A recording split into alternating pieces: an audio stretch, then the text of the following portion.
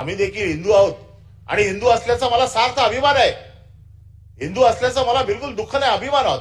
परंतु मला बाळासाहेबांनी हे शिकवलं नाहीये की तू हिंदू आहे म्हणून रस्त्यावरती जाणाऱ्या प्रत्येक मुसलमानाची मान छाटून टाक. बाळासाहेबांनी काय सांगितलं की जे कोण असतील, मग ते हिंदू असो या तर मुस्लिम असोत, जर या देशाच्या विरोधात काम करणार असतील, या देशाच्या विरोधात ते काम करणार असतील, मग तो कोणी असो, तो आपल्या देशाचा शत्रू आहे. दुर्दैवाने त्यावेळेला जे काय बॉम्ब झाले, ज्या काय गोष्टी झाल्या, याच्यामध्ये मुस्लिम समाजाचे लोक आढळले आणि म्हणून बाळासाहेबांची ती सगळी वाक्य त्यावेळेला होती. आज काय झालंय, माझ्या इकडे एक सोसायटीमध्ये एक नेपाळी वॉचमॅन आहे, अख्खा रात्र ओरडत असतो जागते रहो, आणि त्याला असं वाटतं त्याच्यामुळे आम्ही सगळे सुरक्षित आहोत.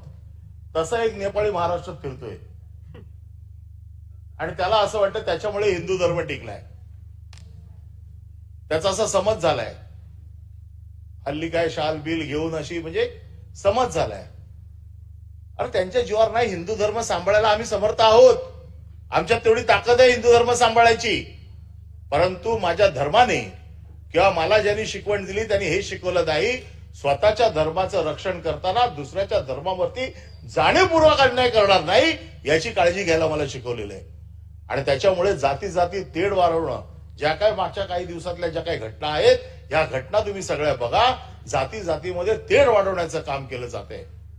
वेगवेगळ्या गोष्टींवरती इथे सकाळपासून चर्चा झाली. मी त्या सगळ्या गोष्टी जात नाही काढत असं जर गेलो तर मला 2 दिवस या राज्यघटनेवरती बोलू शकतो.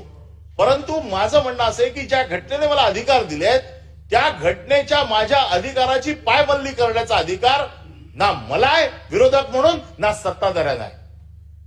हा कोणालाच अधिकार नाहीये, हा मला राज्यघटनेने दिलेला अधिकार आहे.